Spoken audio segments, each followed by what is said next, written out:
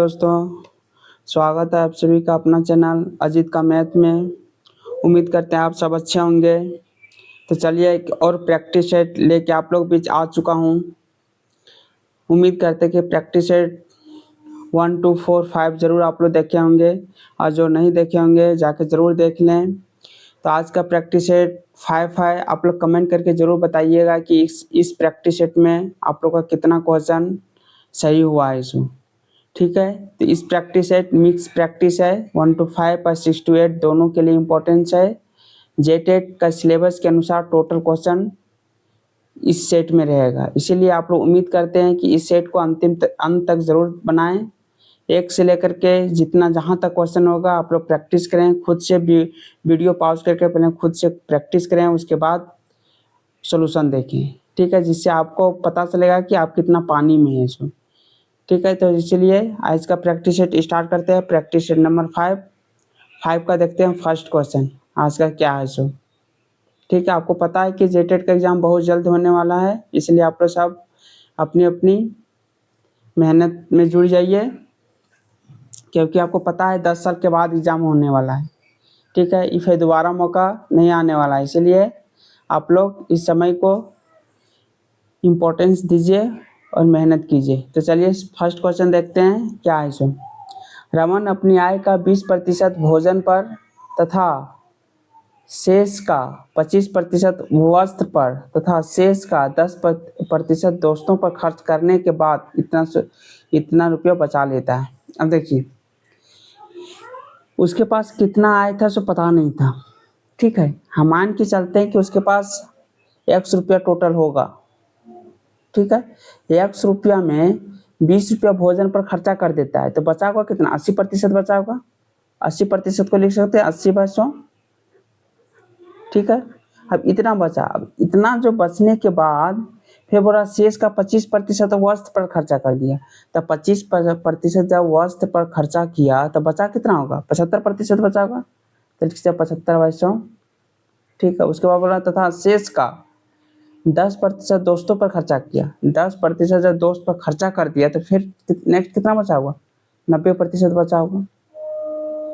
यही बचा होगा, और टोटल यही बचा, लेकिन इतना इक्वल टू कितना दिया हुआ मेरे पास वैल्यू कि 2700 बचा हुआ, 100 बोला गया, तो इतना इक्वल टू 2700 हो गया। अब देखिए इसको, अब काटिए। 1 0 1 0 9 27 हो गया। 25 दिया 75, 25 चौक 100, 3 से कैंसिल करते हैं 100। ठीक है, 4 से करते हैं 20, 20 से करते हैं 20 25 100, 5 चल जाएगा उधर, और 1 0 यहाँ पे है 100। मीन्स x इक्वल टू कितना हो जाएगा? x इक्वल टू हो जाएगा 5000। ये मेरे पास आंसर हो गया। समझ गए आप लोग? और चलिए एक और बताते हैं। अब नेक्स्ट मेथड बताते हैं। देखिए, मतलब इजी वो भी पड़ेगा। ठीक है, उतना कैलकुलेशन का जरूरत भी नहीं पड़ेगा। हम मान के चलते हैं आप यहाँ कितने लिए थे कि उसके पास 100 रुपया था। ठीक है, और हम आप लेते हैं नेक्स्ट मानते हैं कि उसके पास 100 रुपया पैसा होगा। ठीक है, उसके पास 100 रुपया पैसा होगा। 100 रुपया पैसा में बोला कि 20% भोजन पर खर्चा कर दिया, मतलब 20% भोजन पर खर्चा किया, मतलब कितना खर्चा किया होगा? 20 रुपया खर्चा कर दिया होगा भोजन पर। बचा कितना? 80 रुपया बचा उसके पास। 20 रुपया खर्चा करने के बाद 80 रुपया बचा, और 80 रुपया बचा। 80 रुपया जो शेष बचा, शेष का 25% वस्त्र पर खर्चा कर दिया। इसका 25% अगर वस्त्र पर खर्चा किया होगा तो कितना खर्चा किया होगा? 25 चौक 60, मतलब 20 रुपया खर्चा किया होगा वस्त्र पर। 20% किया कपड़ा पर किया है, और 20 रुपया किया है भोजन पर किया है। ठीक, अब शेष कितना बता? 100 में 20 रुपया यहाँ खर्चा कर दिया, भोजन पर 20 रुपया, कपड़ा पर 40 रुपया खर्चा कर दिया, शेष बचा कितना? 60 रुपया बचा है। आप हो रहा है शेष का 10% अपने दोस्त पर खर्चा कर दिया। इसका 10% दोस्त पर खर्चा कर दिया। इसका 10% कितना होगा? इसका 10% निकालेंगे तो 6 रुपया होगा। तो 6 रुपया अपना दोस्त पर खर्चा कर दिए। तो टोटल खर्चा कितना हो गया? 20 रुपया प्लस 20 रुपया प्लस 6 रुपया कितना हो गया? 26 रुपया टोटल खर्चा, 46 रुपया खर्चा कर दिया। टोटल 46 रुपया खर्चा कर दिया। तो शेष कितना बचा?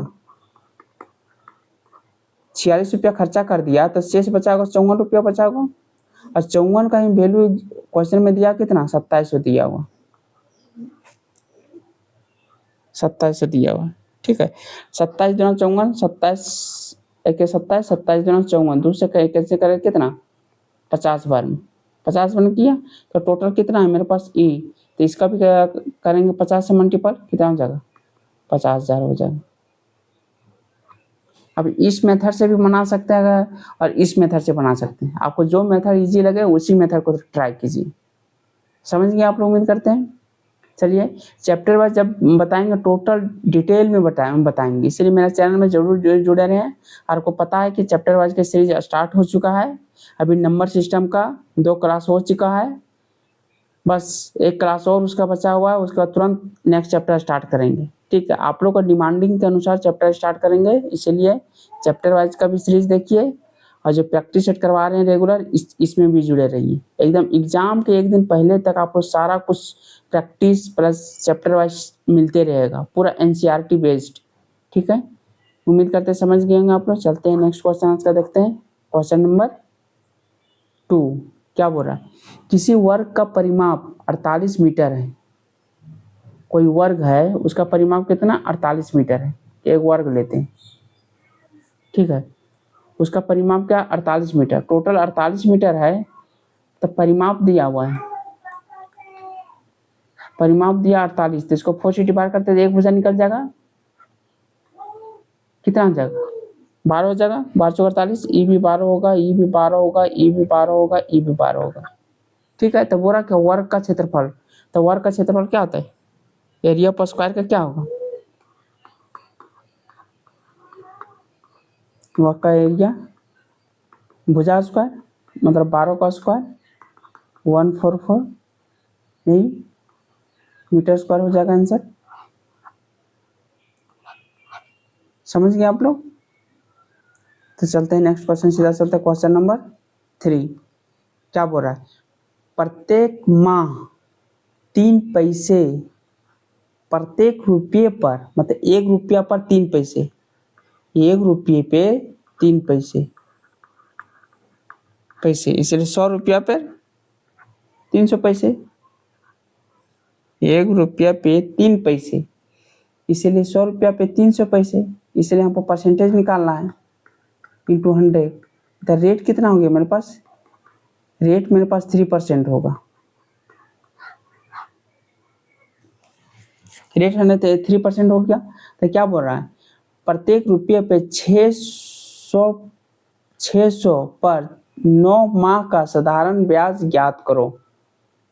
कितना 9 माह का, 9 माह का ज्ञात करने पर है, तो क्या होगा इसमें हो जाएगा, हमको साधारण ब्याज बोला है। अच्छा, ऐसा ही बराबर क्या होता है PR/T/100, यही जगह पी कितना है 600 रुपया, रेट कितना 3 और कितना 9/100, 2020 कितना हो जाएगा, इसको 9 27, 27 गुने 6, 6 7 42, 4 6 6 दूना 12 और 4 16, ये मेरे पास आंसर हो जाएगा ऑप्शन नंबर सी। ठीक है, पहले रेट निकालिए, उसके बाद सारा कुछ दिया हुआ PRT, उसके बाद निकाल लीजिए टोटल। उम्मीद करते समझ गए होंगे आप लोग। चलते हैं तो नेक्स्ट क्वेश्चन, क्वेश्चन नंबर 4 क्या है, 4 संख्याओं में पहली 3 संख्याओं का औसत 16 है और अंतिम 3 संख्याओं का औसत 15 है। अंतिम संख्या 20 है, तो पहली संख्या क्या होगी, यही बोल रहा। अब देखिए ध्यान से इसको देखिए, पहली 3 संख्या मानते हैं संख्या है A + B + C का औसत दिया हुआ है 16, 16 गुना 3 कितना होगा 48 हो जाएगा। और अंतिम 4 संख्या का अंतिम 3 क्या आ जाएगा B + C + D। ठीक है, 4 संख्या total A B C D, तो पहले ये ले लिया, पहली 3 फिर लास्ट 3 हो गया। तो B C D का दिया हुआ कितना, अंतिम 3 का औसत दिया 15, 15 गुना 3 कितना हो गया 45, ठीक है। अब देखिए क्या बोला जाती, अंतिम संख्या 20 है, ये मेरे पास 20 दिया हुआ है, तो 20 कितना हो जाएगा, 20 उधर माइनस करेंगे तो कितना हो जाएगा, बी होगा 25, 20 में से 25 हो गया। अब 20 ही 25 इसमें पुट करते हैं तो यहाँ से ए निकल जाएगा, ये बराबर कितना हो जाएगा 48, इसमें 20 इक्वल टू 25 अगर जब पुट करते हैं 25 उधर माइनस हो जाएगा, तो ये इक्वल टू कितना हो जाएगा 23, ये इक्वल टू 23 हो जाएगा। ऑप्शन नंबर ए। हमको यही पूछा पहली संख्या क्या होगी, पहली संख्या 23 होगी। उम्मीद करते हैं आप लोग समझ गए होंगे। चलते हैं क्वेश्चन नंबर नेक्स्ट, चलते हैं क्वेश्चन नंबर 5। वह सबसे छोटी संख्या ज्ञात करें जो 13 और 16 से विभाजित होने पर क्रमशः 2 और 5 शेष देता है, ठीक है। 13 और 16 का एलसीएम निकालिए, इसको पहले एलसीएम निकालना, छोटी से छोटी एलसीएम निकालने बोल रहा है, तो एलसीएम कितना आ जाएगा, 13 और 16 का एलसीएम तो वही होगा, किसी तो जाएगा नहीं। 16 48 के 8 4 16 और 4 20, एलसीएम मेरे पास इतना होगा। एलसीएम में आपको माइनस क्या करना, देखिए 13 में कितना शेष बचेगा, 13 माइनस 2 और 16 माइनस 5, दोनों में क्या है 11 11, इसमें भी हमको 11 माइनस करना पड़ेगा, कितना हो जाएगा 197, यही मेरे पास आंसर हो जाएगा। वह ये छोटी ऐसी संख्या है जो 13 से डिवाइड करेंगे तो मेरे पास 2 शेष बचेगा, और इस संख्या को अगर 16 से डिवाइड करेंगे तो शेषफल 5 बचेगा, ठीक है। यही दोनों बोला, इसके दोनों का एलसीएम ले लीजिए, दोनों माइनस करने के बाद जो डिफरेंस आएगा उसको फिर इसमें माइनस कर दीजिए, एलसीएम में माइनस कर दीजिए, वो आंसर हो जाएगा 197। समझ गए आप लोग। तो चलते हैं नेक्स्ट क्वेश्चन, आज का क्वेश्चन नंबर 6 देखते हैं, ठीक है। एक्स की और वाई की दिया है, एक्स की वाई की इक्वल टू 72 और x y equal to 8, x greater than y, ठीक है। आप चलते देखिए, अब इसको सॉल्व करने की कोई जरूरत नहीं, अगर देखिए एक्स वाई है, इसका फैक्टर कीजिए, क्या कर लिख सकते हैं, इसको 8 को लिख सकते हैं 4 गुने 2 या 8 गुने 1, इसको दो एक कर सकते हैं और तो दूसरा कुछ नहीं कर सकते। अब दोनों में कोई भी एक वैल्यू पुट कीजिए, अगर 8 लेते हैं, 8 को अगर यहाँ से 8 क्यूब करते हैं तब तो बहुत ज़्यादा 72 तो आएगा नहीं, मतलब ई मेरे पास हमको लेना नहीं। अब चलते इसको पुट करते हैं, अगर एक्स की जगह हम 4 लेते हैं, 4 का की और वाई की जगह 2 लेते हैं, 2 का क्यू कितना होगा, 4 4 16 चौको 64 प्लस 8 कितना होगा 72 आ गया, मतलब एक्स का हो गया 4 और वाई का हो गया 2, वही हो गया। तो इसी तरह यहाँ क्या आपको निकालने बोला था, बोला एक्स माइनस वाई, एक्स कितना हो गया, एक्स लिए थे 4 और वाई में लिए थे 2, मतलब आंसर हो जाएगा 2, ऑप्शन नंबर बी। डायरेक्ट बोले ना, क्वेश्चन ऑप्शन से जरूर कुछ सॉल्व कीजिए, डायरेक्ट स्मार्ट अप्रोच लगाइए, सोल्यूशन वैसे x q plus y q कीजिएगा बहुत लॉन्ग चल जाएगा, इसलिए ऐसा नहीं आप उसके पीछे पड़ जाइए। इसमें देखिए कि कौन सा स्मार्ट अप्रोच से क्वेश्चन सॉल्व जल्दी कर सकते हैं, ठीक है। चलते हैं नेक्स्ट क्वेश्चन, आप टीचर बनने वाले हैं इसलिए सारा अप्रोच आपका होना चाहिए, ठीक है। चलते हैं क्वेश्चन नंबर 7, आप लोग झारखंड का भविष्य का आप लोग टीचर हैं।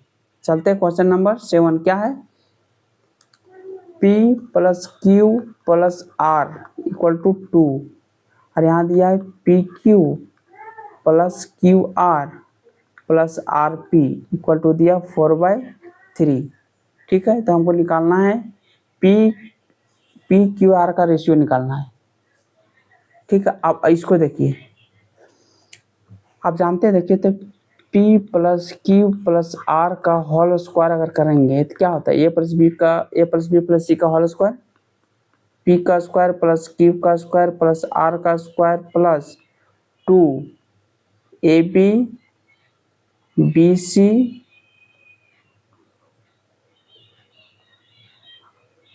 BC और AC, ठीक हो गया, यही होता है। अब इसका वैल्यू मेरे पास 2 दिया था, लिख सकते हैं 2 दूना 4, 2 का स्क्वायर। इसका हमको वैल्यू हमको पता नहीं, लेकिन इसका वैल्यू हमको दिया हुआ है। कितना दिया? 4/3। तो लिख सकते हैं इसको p square plus q square plus r square plus 2 into 4/3 बराबर कितना? 8/3 हो जाएगा। तब p square plus q square plus r square equal to, इसको हम इधर ले आते हैं 4 माइनस 8/3। 8 4 दिया 12, 12 में 4 से मतलब 4/3 इक्वल टू हो जाएगा p square plus q square plus r square. ये मेरे पास हो गया। अब हमको देखिए, मतलब p square plus q square plus r square का वैल्यू भी 4/3 आ गया। और मेरे पास क्या है? P q plus q r plus r p का वैल्यू भी 4/3 आ गया। दोनों का वैल्यू सेम है। जब सेम है तो लिख सकते हैं, देखिए तो अगर दोनों सेम है तो लिख सकते हैं दोनों p square plus q square plus r square equal to p q plus q r plus r p. दोनों इक्वल है। इसका भी वैल्यू 4/3 है, इसका वैल्यू 4/3 है, तो दोनों मान के चलते हैं दोनों इक्वल है। दोनों इक्वल है। अब देखिए दोनों जब इक्वल है तो कैसे इक्वल हो सकता है? जब इसको 1 ले सकते हैं, इसको 1 ले सकते हैं, इसको 1 ले सकते हैं, तो कितना हो जाएगा? 1 + 1 + 1 3। अब 1 1 को मल्टीप्लाई करेंगे तो 1 होगा, 1 1 को मल्टीप्लाई करेंगे तो 1 होगा, 1 1 को मल्टीप्लाई करेंगे तो 1 होगा। मतलब 1 + 1 + 1 इधर भी आ गया, 1 + 1 + 1 इधर भी आ गया। मतलब पी और क्यू को, आर को, सबका वैल्यू हमको इक्वल लेना पड़ेगा। पी इक्वल टू क्यू लेना पड़ेगा, इक्वल टू आर लेना पड़ेगा। हाँ, तीनों इक्वल। मेरे पास ऑप्शन क्या दिया? एक ही ऑप्शन दिया हुआ सी, 1:1:1। यही मेरे पास आंसर दिया हुआ है। यही आंसर हो जाएगा ऑप्शन नंबर सी। उम्मीद करते हैं आप लोग समझ गए होंगे। तो चलते हैं नेक्स्ट क्वेश्चन। अलजेब्रा आप लोग को पढ़ना है, आप लोग प्रैक्टिस करते रहिए। सारा चैप्टर का आप लोग को क्वेश्चन इतना ज़्यादा प्रैक्टिस करवा दूंगा कि सारा चैप्टर आपको प्रैक्टिस करते करते एकदम कॉन्फिडेंस बढ़ जाएगा सब चैप्टर पर। तो चलते हैं क्वेश्चन नंबर सीधा देखते हैं। आज का क्वेश्चन नंबर 8 क्या बोल रहा है? एक वर्ग और बिंदु ई वर्ग के भीतर इस प्रकार है कि ए बी ई एक समबाहु त्रिभुज है, तो एंगल सी ई डी ज्ञात करें। एक वर्ग है, ठीक है, एक वर्ग लेते हैं हम, एक वर्ग लेते हैं, ठीक है, एक वर्ग ले लिए, एक वर्ग ले लिए। अब बोल रहा है ये वर्ग ऐसा है, मान के चलिए हम लेते हैं, ये वर्ग को लेते हैं ए बी, इसको लेते हैं ए, इसको लेते हैं बी, इसको लेते हैं सी, इसको लेते हैं डी, ठीक है। ई वर्ग के ऐसा एक भुजा है, मान के चलिए ई एक जगह ऐसा भुजा है, ऐसा भुजा है कि ए बी ई एक समबाहु त्रिभुज है। ए बी ई एक समबाहु त्रिभुज बन जाएगा। मतलब इसको मिला देने के बाद ये त्रिभुज जो बनेगा समबाहु त्रिभुज बन जाएगा। समबाहु त्रिभुज मतलब तीनों भुजा इक्वल, इक्वल तो इक्वल इक्वल। तो हमको अब बोल रहा है, हमको क्या बोल रहा है? हमको बोल रहा है एंगल सी ई डी ज्ञात करें। सी ई डी मतलब हमको इसका एंगल हमको ज्ञात करना बोल रहा है। हम देखते हैं, इसको हम लाइन को यहाँ तक बढ़ा देते हैं, ठीक है, इसको हम यहाँ तक बढ़ा देते हैं, ठीक है, इसको हम बढ़ा दिए। तो एंगल हमको निकालना है सी ई डी, हमको इस एंगल को फाइंड आउट करना बोल रहा है, ठीक है। एकदम ध्यान से आप समझिएगा, ठीक है, एकदम ध्यान से आप लोग समझिएगा हम क्या कहते हैं। सो एकदम ध्यान से देखिए। मान के चलिए ए बी ई क्या बोला है? समबाहु त्रिभुज क्वेश्चन में बोला है, हम आप खुद नहीं बोल रहे हैं। समबाहु त्रिभुज है, समबाहु त्रिभुज में तीनों भुजा इक्वल होगा, ई 60 होगा तो ई 60 होगा तो ई 60 होगा, तीनों 60 होगा। अब तीनों 60 होगा तो हमको ये बताइए, ई भुजा जब बराबर है, जितना भुजा ई है उतना भुजा ई बराबर है। तो ई भुजा अगर वर्ग है, ए बी सी डी जब वर्ग है तो ई भुजा बराबर है, तो ई भुजा भी बराबर ही होगा। तो ई भुजा बराबर तो ई भुजा बराबर, मतलब इसके सामने वर्ग का कंडीशन क्या होता है? टोटल सब एंगल क्या होता है? 90 डिग्री होता है। 90 डिग्री होता है। अब 90 डिग्री होता है, देखिए टोटल सब एंगल है 90 डिग्री। अब देखिए ये 90 डिग्री, ये 90 होने के लिए इस 60 है तो ये कितना होगा, 30 होगा तो 90 डिग्री हो जाएगा। ये समझ गए, ये 30 हो गया, ये हो गया वही। मतलब ये भी देखिए, इस एंगल के सामने और इस एंगल के सामने, मतलब भुजा इक्वल है तो भुजा के सामने एंगल भी इक्वल होता है, पता है। जो भुजा अगर इक्वल, ये भुजा इक्वल है, मतलब ये भुजा के सामने एंगल ये होगा, ये भुजा के सामने एंगल ये होगा, दोनों इक्वल होगा। मतलब तीनों कोनों का सम 180 होता है। 180 में 30 डिग्री हो गया, तो बचा कितना, 150 डिग्री बचा है। 150 में ये अगर 75 होगा तो ये भी 75 हो गया। ये समझ गए, तो ये एंगल भी 75 हो गया और ये एंगल भी मेरे पास 75 हो गया। यहाँ तक समझ गए। अब देखिए ये 90 डिग्री होता है, ये 75 हो गया मेरे पास, तो ये कितना बचा मेरे पास एंगल। ये जब ये टोटल 90 होता है और ये 75 हो गया तो मेरे पास कितना हो गया, 15 डिग्री हो गया एंगल। ये 15 डिग्री होगा। ये भुजा इक्वल है तो देखिए ये भी भुजा इक्वल होगा, ये भुजा इक्वल है तो ये भुजा इक्वल होगा। मतलब इसके सामने वाला ये जगह 60 है तो ये भी मेरे पास 30 हो जाएगा, 90 होना चाहिए। अब ये 30 है तो मतलब ये भी 75, ये भी 75 हो जाएगा सेम, ये भी 75, ये भी 75 हो जाएगा। ठीक है, ये 75 हो गया, ये 75 हो गया। इस किसी पॉइंट पर टोटल एंगल कितना होता है, 360 डिग्री का होता है, ये पता है। 300, इस पॉइंट पर 360 डिग्री का एंगल बनेगा। 360 डिग्री में 75 75 150 और 60 कितना, 210 डिग्री मेरे पास एंगल बन चुका है। 360 में 210 बन चुका तो बचा कितना, 150 डिग्री। 150 डिग्री क्या होगा, यही एंगल होगा 150 डिग्री। समझे, मतलब वही पूछा है, एंगल CED कितना होगा, 150 डिग्री हो जाएगा, ऑप्शन नंबर बी। उम्मीद करते हैं आप लोग समझ गए होंगे। ठीक है, नहीं समझे होंगे दोबारा वीडियो देख लीजिए, आपको समझ में आ जाएगा। ठीक है, लाइन प्रॉपर्टी जब आप लोग को बताएंगे उस टाइम टोटल एंगल का थ्योरम जितना होता है प्रॉपर्टी सारा कुछ बताएंगे। ठीक है, ये भी समझ में आ जाएगा। वीडियो पॉज कीजिए, दोबारा देखिए, आपको समझ में आ जाएगा। ठीक है, चलते हैं तो क्वेश्चन नंबर नेक्स्ट लेते हैं। क्वेश्चन नंबर 9 क्या बोल रहा है, एक समबाहुभुज के प्रत्येक आंतरिक कोण एवं बाह्य कोण, ये कौन होगा यहाँ, आंतरिक कोण एवं बाह्य कोण, ठीक है, का अनुपात दिया हुआ इतना। अब बहुभुज का प्रत्येक आंतरिक कोण क्या होता है हमको ये बताइए। बहुभुज का, अब देखिए यहाँ लिखते हैं हम, देखिएगा बहुभुज का प्रत्येक आंतरिक कोण,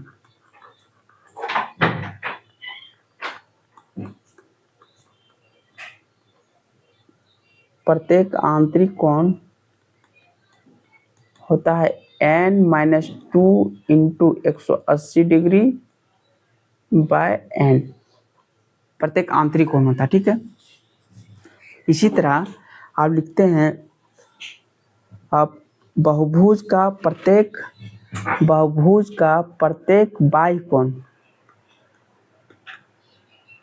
बाह्य कोण क्या होता है, 360 डिग्री बाय n, यही दो फॉर्मूला होता है। ठीक है, आप देखिए क्या बोल रहा है, प्रत्येक आंतरिक कोण एवं बाह्य कोण का अनुपात दिया हुआ इतना। आंतरिक कोण और बाह्य कोण का रेशियो दिया हुआ है मेरे को 3:1 दिया हुआ है। ठीक है, तो आंतरिक कोण का फॉर्मूला क्या बताया था आपको, आंतरिक कोण का ये होता है n-2 into 180 degree by n, और बाह्य कोण का क्या होता है 360 डिग्री बाय n, और इसी का रेशियो दिया हुआ है, आंतरिक कोण का रेशियो दिया हुआ है 3 और बाह्य कोण का दिया 1। तो आंतरिक कोण का ये फॉर्मूला इसके सामने हो जाएगा 3, और ये बाह्य कोण का, ये बाह्य कोण का है, बाह्य कोण का हो जाएगा 1, ये आंतरिक का है, आंतरिक का हो जाएगा 3। अब देखिए n से n कैंसिल कर सकते हैं, देखिए तो n से n से कैसे 18, 180 से दो बार में काट सकते हैं, 2 उधर मल्टीप्लाई हो जाएगा, n-2 बचेगा, n-2 equal to 6, n equal to 8। यही मेरे पास आंसर हो जाएगा। भुजा की संख्या हो जाएगा 8, ऑप्शन नंबर सी। समझ गए आप लोग, उम्मीद करते हैं। ठीक है, तो चलते हैं नेक्स्ट क्वेश्चन। नहीं समझे होंगे तो कमेंट करके ज़रूर बताइएगा, आपको दोबारा बता दिया जाएगा। तो चलते हैं नेक्स्ट क्वेश्चन। क्वेश्चन नंबर 10 देखते हैं क्या है इसमें। बोला है किसी परीक्षा में ए और बी के बीच अंकों के प्रतिशत का अनुपात इतना है, 2 है, ए और बी है, उसका प्रतिशत का अनुपात इसका 5 है, इसका 4 है। ठीक है, अगली परीक्षा में पिछली परीक्षा की तुलना में ए 5 अंक अधिक, ये जो है इससे 5 अंक अधिक लाया है। ठीक है, अधिक मिलते हैं, और बी को 15 अंक अधिक और इसको 15 अंक अधिक मिलते हैं। ठीक है, मिलते हैं, और नया अनुपात 16 और 5 हो जाता है, 16 और 15 अनुपात हो जाता है। तो बोला ए का मूल अंक क्या है, ए का मूल अंक बोला क्या है। ठीक है, इसको आप जानते हैं कि ना, क्रॉस मल्टीप्लिकेशन करते हैं इसको, कैंची गुना जिसको बोला था, कैंची गुना करते हैं। पहले ए से ए को लेते हैं, ए को 5 गुने 15 करते हैं, कितना हो जाएगा 75। फिर इसको इससे गुना करते हैं, 16 चौके कितना हो जाएगा 64, इसमें माइनस करेगा, कितना हो जाएगा 11, इक्वल टू लिखेंगे। फिर अब आप क्या करेंगे, आप करेंगे 15 को 5 से गुना करेंगे, 15 पचे 75, और 16 को फिर 15 से गुना करेंगे, कितना हो जाएगा 15 गुने 16 कितना हो जाएगा। अगर इसको 15 ले लेते हैं, अब देखिए इसको गुना करने का आप तरीका बताते हैं। 16 गुने 15 है, 16 गुने 15 करने मत बच जाइए, मान के चलिए कि 15 होगा। अगर 15 होगा तो कितना होगा, 15 को जानते हैं 225, सबको जानते हैं 225, और एक छोड़े थे, एक को फिर 15 से गुना करेंगे तो कितना 15 हो जाएगा, मतलब 240 हो जाएगा, 240 हो जाएगा। ठीक है, अब इसमें 240 माइनस कर देंगे, और हमेशा ही पॉजिटिव लिया जाता है, तो कितना हो जाएगा, इसको माइनस ले लेंगे, 75 इसको माइनस कर देंगे, यहाँ हो जाएगा 5, यहाँ 10 में 5 गया 5, यहाँ बचाता है 3, 13 बचा, 13 में फिर 7 चल गया, बचा 6, यहाँ बचा 1, 1 6 5 बचा, 11 से डिवाइड करते हैं 15 बार में, तो क्या बोल रहा है, तो ए का मूल कितना होगा, इसमें मल्टीप्लाई करेंगे इंटू 15 करेंगे, 15 पचे 75, ये हो जाएगा 75। अब पूछेगा बी पूछता, बी कितना है 4 गुने 15 करेंगे, 15 चौको 60 हो जाता है ए, बोले बी हो जाता 60, ए हो गया 75। समझ गए आप लोग, उम्मीद करते हैं आप लोग समझ गए होंगे। इसको देखिए, ध्यान से देखिए और बता देता। अच्छा, फर्स्ट पहले इसको मल्टीप्लाई कैसी गुना इसको बोला जाता है, 15 को हम 5 से मल्टीप्लाई किए 75 आया। ठीक है, फिर 16 को 4 से गुना किए, 16 चौको 64 आए, दोनों को माइनस किए, माइनस करने के बाद 11 बचा, 11 हम यहाँ लिख दिए। ठीक है, फिर इसी तरह इसको आप ऊपर वाला छोड़ देंगे, हम बीच वाला करेंगे, 15 को 5 से गुना करेंगे 75। ठीक है, और 16 को 15 से गुना करेंगे तो 240, दोनों माइनस करेंगे, कितना हो गया 165 आ गया। 11 इक्वल टू 165, तो 1 इक्वल टू कितना हो गया 15। ठीक है, 1 इक्वल टू 15, तो बोला एक का मूल्य अंक पूछा, एक का मूल्य अंक पूछा, तो एक का मूल्य 5 है, 15 पचा 75, एक का बोलेगा अभी नया अनुपात क्या होगा, तो 15 गुने 16 हो जाएगा, 15 गुने 16 हो जाएगा 240 हो जाता। ठीक है, जो पूछेगा वही आंसर दीजिएगा। चलते हैं नेक्स्ट क्वेश्चन, समझ गए होंगे आप लोग। क्वेश्चन नंबर 11 क्या है, यदि cos A equal to minus दिया हुआ 3/5, और ये थर्ड चतुर्थांश में, थर्ड क्वाड्रेंट में लाई कर रहा है। ठीक है, ये होता है फर्स्ट, ये होता है सेकेंड, ये होता है थर्ड, ये होता है फोर्थ। सभी लोग ऑल स्कूल जाता है पहले, तब कॉलेज जाता है, मतलब ऑल सभी positive, sine cos positive, ten coat positive, cos और सेक पॉजिटिव।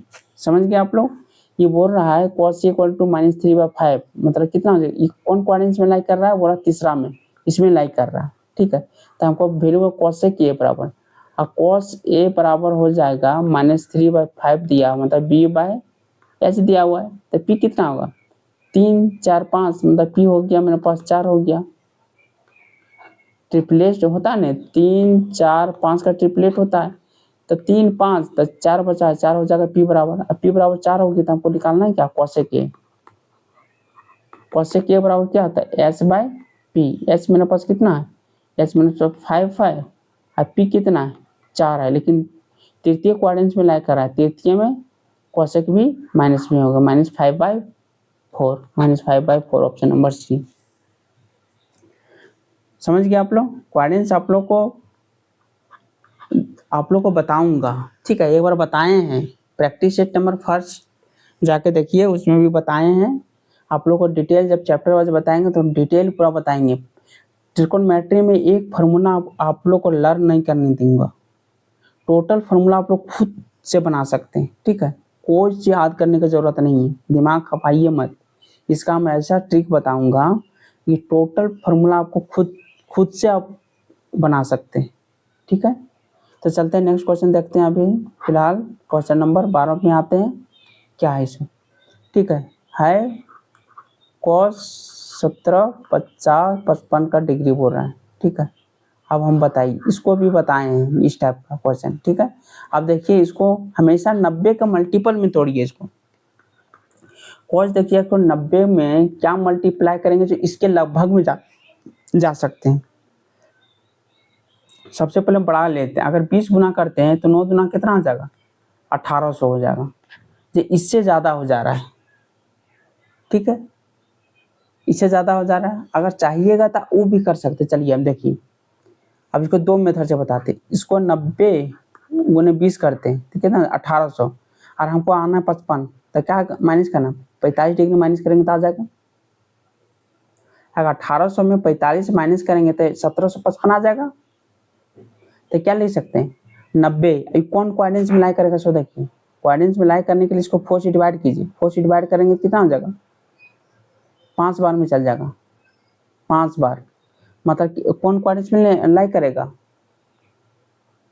फर्स्ट क्वाड्रेंट में आ जाएगा। फर्स्ट क्वाड्रेंट में क्या आता है ऑल पॉजिटिव होता, ऑल पॉजिटिव हो जाएगा, मतलब कॉस क्या हो जाएगा कॉस 45 नहीं कॉस 45, इसका चेंज हो जाएगा 90 है इसीलिए फंक्शन चेंज हो जाएगा, कॉस है तो हो जाएगा साइन 45 डिग्री। 45 डिग्री का वैल्यू कितना आ जाएगा 45 का 1/√2, ये मेरे पास आंसर हो जाएगा 1/√2। उम्मीद करते हैं आप लोग समझ गए होंगे, ठीक है। इसको तोड़ सकते हैं, या तो इसको देखिए एक और मेथड है कि 90 को 19 बार तोड़ सकते हैं। जब 19 बार तोड़िएगा तो ये हो जाएगा 1705, नहीं 19 नवा कितना 9 9 81 के 1 बाकी 8 1710 हो जाएगा। 1710 होगा, कितना बजे जोड़ना पड़ेगा इसमें 45 जोड़ना पड़ेगा, मतलब आप यहाँ भी इसको भी तोड़ सकते हैं कि cos 90 गुने 19 प्लस 45 डिग्री, ये भी आप तोड़ सकते हैं। इसमें भी क्या हो जाएगा, इसमें भी हो जाएगा कितना, ये हो जाएगा साइन 45 डिग्री, ये होगा सेकंड क्वाड्रेंट में लाई करेगा, 90 प्लस है सेकंड क्वाड्रेंट में लाई करेगा तो कितना हो जाएगा, ये हो जाएगा 1/√2, इसका हो जाएगा साइन 45 का 1/√2 हो जाएगा, ऑप्शन नंबर ये हो जाएगा। उम्मीद करते हैं आप लोग समझ गए होंगे, ठीक है। चलते हैं तो नेक्स्ट क्वेश्चन देखते हैं क्या है सो, समझ गए आप लोग। चलते हैं नेक्स्ट क्वेश्चन, क्वेश्चन नंबर 13 क्या बोल रहा है सो, और 5 मीटर चौड़ा एक रास्ता 10 मीटर लंबाई और 8 मीटर चौड़ाई वाले आयताकार भूखंड के चारों ओर बाहर की तरफ है, तो पथ का क्षेत्रफल ज्ञात करने बोल रहा है, ठीक है। एक आयताकार भूखंड है, ठीक है, आयताकार भूखंड है, आयताकार भूखंड के बाहर में एक तो पथ बनाया गया है, ठीक है, एक मान के चलिए एक पथ बना देते हैं, ठीक है, एक पथ बना दिए,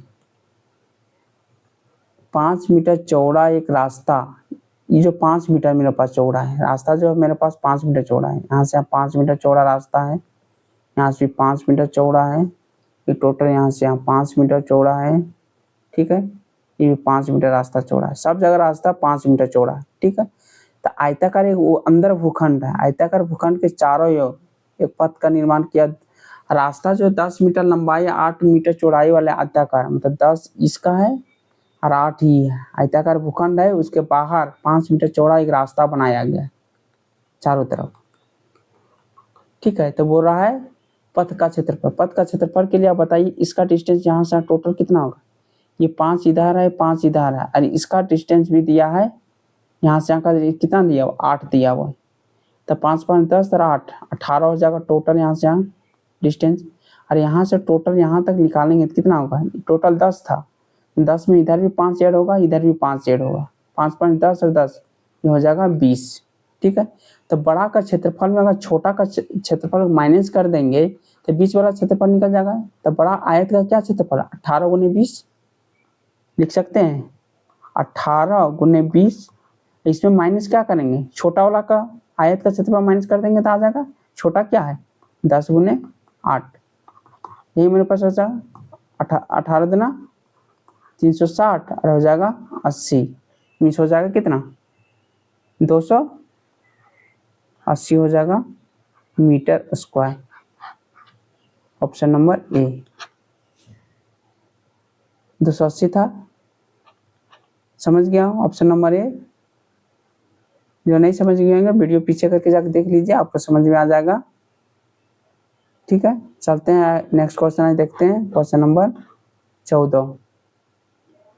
ठीक है, एक वस्तु का जीएसटी सहित विक्रय मूल्य 1680 है, विक्रय मूल्य है एसपी, ये एसपी मेरे पास दिया हुआ है।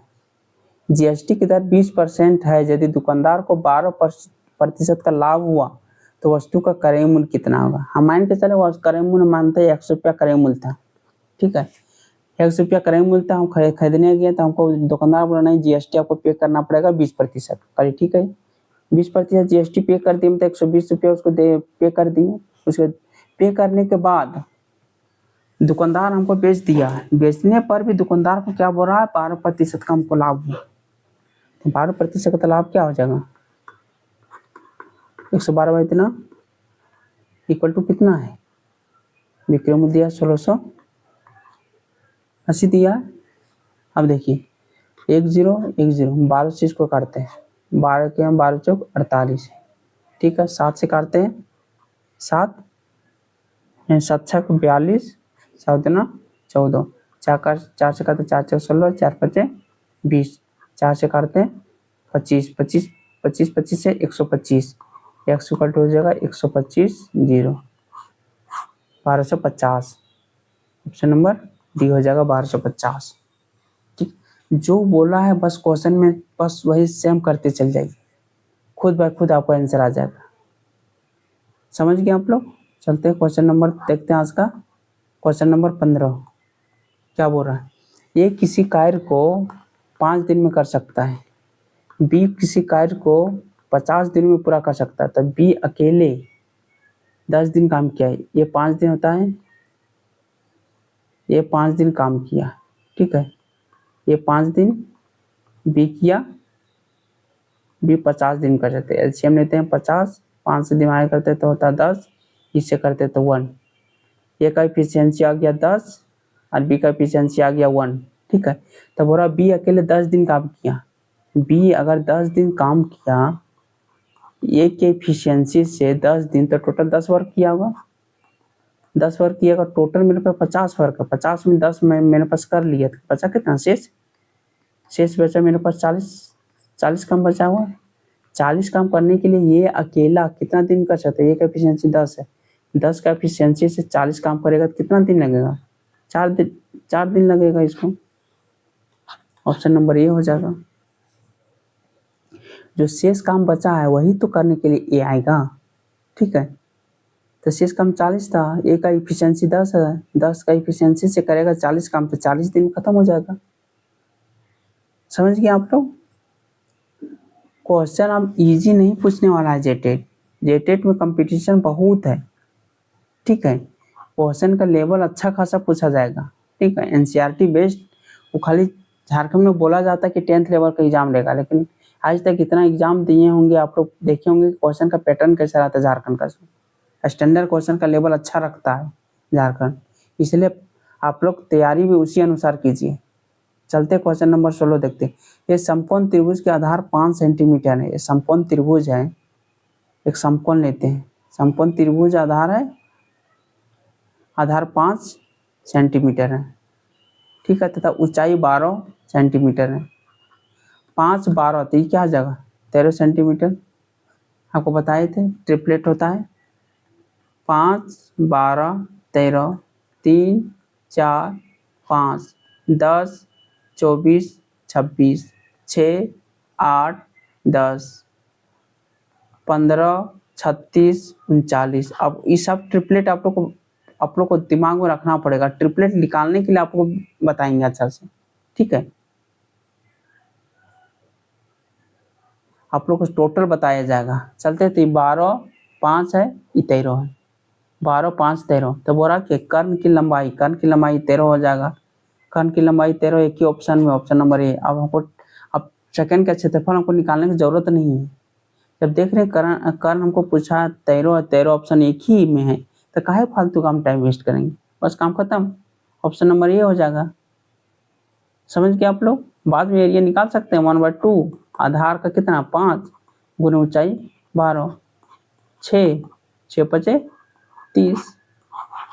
एरिया निकालने का हमको कोई जरूरत नहीं है। चलते हैं क्वेश्चन नंबर 17। क्या है इसमें, त्रिज्या 7 सेंटीमीटर और अर्धवृत्त का क्षेत्र परिमाप, अर्धवृत्त है वो, ठीक है। अर्धवृत्त का परिमाप, तो इसका परिमाप क्या होता है, परिमाप का फॉर्मूला होता है पाई r प्लस 2r, ठीक है। पाई मेरे पास 22/7, रेडियस 7 प्लस 2r, यहाँ से यहाँ का डिस्टेंस, इधर भी r होगा और इधर भी r होगा, ठीक है। इधर 2r, 2 गुने 7, 7 से 7 कैंसिल, 22 और 7 गुना 14 मीन्स 36 सेंटीमीटर परिमाप हो जाएगा। Option number c. समझ गए आप लोग। परिमाप मतलब इसको भी ऐड करना है। बहुत स्टूडेंट क्या करें, इसको करेंगे बस तुरंत करके आ जाएंगे, नहीं, लेकिन आपको इसको भी ऐड करना है। परिमाप हमको पूछा जा रहा है, ऑप्शन नंबर सी हो जाएगा। और चलते हैं क्वेश्चन नंबर आज का नेक्स्ट देखते हैं, क्वेश्चन नंबर 18। क्या बोल रहा है, यदि दो कोणों का अनुपात इतना है और वह पूरा कोण है। अब पूरा कोण कितना होता है हमको बताइए, पूरा कोण और समपूरा कोण। समपूरा कोण दो कोण होता है, ठीक है। पूरक होता है कि दोनों कोणों का जोड़ेंगे तो हो जाएगा 90 डिग्री, और समपूरा कोण को जोड़ने के बाद दोनों कोण का हो जाएगा 180 डिग्री। यही अंतर होता है। पूरक होता है 90 डिग्री, समपूरक होता है 180 डिग्री। दो कोणों का अनुपात दिया हुआ मेरे पास 5x प्लस 4x, और क्या लिखा है, पूरा कोण लिखा है। तो दोनों कोण का सम कितना होगा 90 डिग्री होगा। तो 9x इक्वल टू 90 डिग्री, इसलिए x इक्वल टू 10 डिग्री। तो हमको क्या पूछ रहा है, तब पूछ रहा है बड़े कोण का माप। बड़े कोण कितना है 5 है, 5 को 10 से करेंगे तो 50 डिग्री आंसर हो जाएगा, ठीक है। ऑप्शन नंबर सी हो जाएगा। छोटा कोण पूछता तो 40 डिग्री हो जाता, x बराबर 10 डिग्री, तो 10 इसमें पुट कर दीजिएगा तो 50 हो जाएगा। समझ गए आप लोग, उम्मीद करते हैं। चलते हैं क्वेश्चन नंबर सीधा 19 में। टाइम आप लोग को ज़्यादा वेस्ट नहीं करेंगे, खाली प्रैक्टिस कीजिए। जितना ज़्यादा मैक्सिमम से मैक्सिमम क्वेश्चन हो सकता है प्रैक्टिस करिए, ठीक है। एग्जाम से पहले प्रैक्टिस पूरा क्वेश्चन कर लीजिए, 2 4 5 हज़ार आसपास क्वेश्चन प्रैक्टिस कर दीजिए, ताकि एक क्वेश्चन आपसे मिस ना हो एग्जाम में। चलते हैं क्वेश्चन नंबर 19 देते हैं। एक समचतुर्भुज का क्षेत्रफल है, समचतुर्भुज है, ठीक है। एक समचतुर्भुज का क्षेत्रफल बोल रहा है,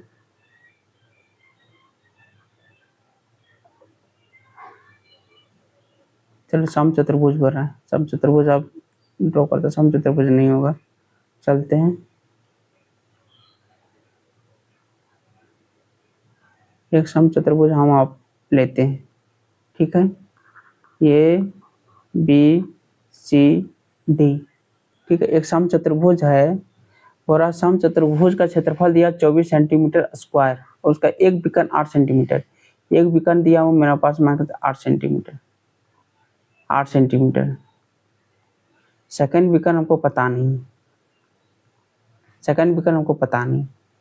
ठीक है, अब देखिए आप सेकंड विकर्ण पता नहीं है तो हमको समचतुर्भुज का क्षेत्रफल का फॉर्मूला क्या होता है? अगर इसको लिखेंगे समचतुर्भुज का क्षेत्रफल का फॉर्मूला था 1/2 d1 इंटू d2। d1 होता है विकर्ण 1 विकर्ण 2, एक विकर्ण को d1 और d2, मैं कह चले d1 ये हो गया d2, यही होता है मेरे पास फॉर्मूला। लेकिन मेरे ऊपर फॉर्मूला रहने के लिए चतुर्भुज दिया हुआ, सम चतुर्भुज कितना दिया हुआ, एरिया दिया हुआ 24। ठीक है, 1/2 दिया हुआ है। एक मेरे पास कर्ण दिया हुआ 8, तो सेकंड कर्ण हमको निकल जाएगा, 2 से करेंगे 4, 4 से काटेंगे 6, मतलब एक का टोटल डिस्टेंस मेरे पास कितना आ गया, 6 आ गया। अब देखिए यहाँ से इसका टोटल 8 है, तो इसका डिस्टेंस क्या होगा, इसका यहाँ से यहाँ 6 होगा, 6 सेंटीमीटर निकल गया। आप पूछ रहा है हमको, क्या पूछ रहा है, तो प्रत्येक भुजा की लंबाई क्या होगा। अगर ये 8 है, दोनों इक्वल भाग में काटता है, अगर 8 है तो ये हो जाएगा 4, ये हो जाएगा 4, ये 6 है तो ये हो जाएगा 3, ये हो जाएगा 3, 4 है 3 है, अभी ट्रिपलेट बताते हैं, 4 है 3 है तो इसके सामने वाला भुजा क्या होगा, 5 है। यह 3 है, ये 4 है, ये क्या होगा, 5 है। यह 3 है, ये 4 है, ये क्या होगा, 5 होगा। ये 3 है 4 है, ये क्या होगा, 5 होगा। मतलब प्रत्येक भुजा क्या होगा, 5 सेंटीमीटर होगा। ठीक है, भुजा की लंबाई 5 सेंटीमीटर। समझ गए आप लोग। तो चलते हैं नेक्स्ट क्वेश्चन। ये फॉर्मूला हम नोट कर लीजिए। समचतुर्भुज का क्षेत्रफल होता है 1/2 d1 इंटू d2। समचतुर्भुज हमेशा यहाँ 90 डिग्री पर, केंद्र में हमेशा 90 डिग्री पर डिवाइड करता है। ठीक है, चलते हैं आज का देखते हैं नेक्स्ट क्वेश्चन। और आज का लास्ट क्वेश्चन है 20 नंबर। क्या है जो देखिए, निम्नलिखित में से कौन सा संख्या युग्म सअभाज्य है। अब देखिए, अब सअभाज्य हमको बताइए कि किसको कहते हैं। ठीक है, सअभाज्य वैसी संख्या जिससे दोनों का एलसीएम 1 हो। एलसीएम क्या हो, दोनों का एचसीएफ 1 हो, एचसीएफ 1 हो। जैसे इसका निकालेंगे 15 और 25 का एचसीएफ निकालेंगे तो कितना होगा, एचसीएफ 5 होगा इसका। लेकिन नहीं, हमको 1 होना चाहिए। ठीक है, इसका भी नहीं होगा, 7 होगा, इसका भी नहीं होगा, ये 2 हो जाएगा। ठीक है, 2 हो जाएगा। अब इसका देखिए 7 और 9 का। ठीक है, 7 और 9 का देखिए, तो 7 और 9 का हम एचसीएफ निकालते हैं। 7 एक बार में जाएगा, 2 होगा, फिर 7 लिखेंगे, 3 बार में जाएगा, 3 दूना 6 होगा, 1 होगा, फिर 2 करेंगे, 2 बार में कैंसिल हो जाएगा। ठीक है, इसको अगर आप इससे समझ सकते हैं, या तो इसको फैक्टर कीजिए। क्या लिख सकते हैं, 1 इंटू 7 कर सकते हैं। इसको क्या सकते हैं, 1 गुने 3 गुने 3। तो देखिए दोनों में कॉमन क्या है, 1 ही है, और हमको वही बोल रहा है कि 1 जिसमें होगा वही मेरा सअभाज्य कहलाएगा। तो ऑप्शन नंबर डी है जो सअभाज्य कहलाएगा।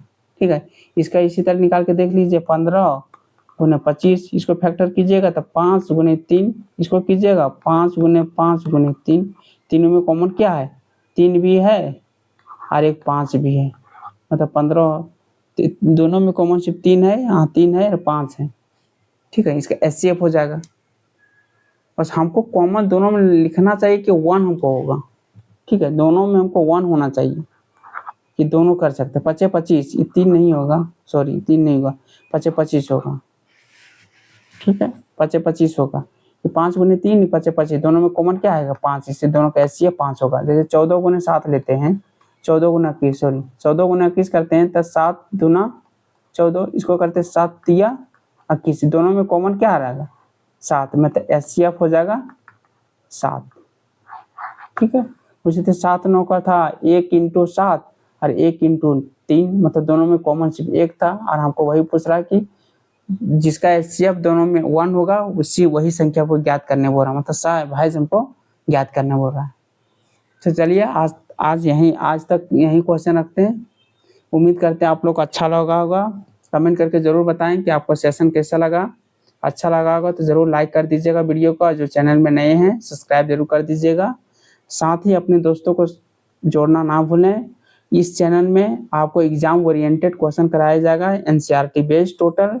इसमें 100% इस चैनल में आपका एग्जाम ओरिएंटेड क्वेश्चन मिलेगा और एग्जाम में सारा क्वेश्चन फंसेगा ही, ये मैं गारंटी के साथ कहता हूँ। इसलिए हम लोग मेरा सेशन में जुड़े रहें, आप वीडियो अंत तक देखें।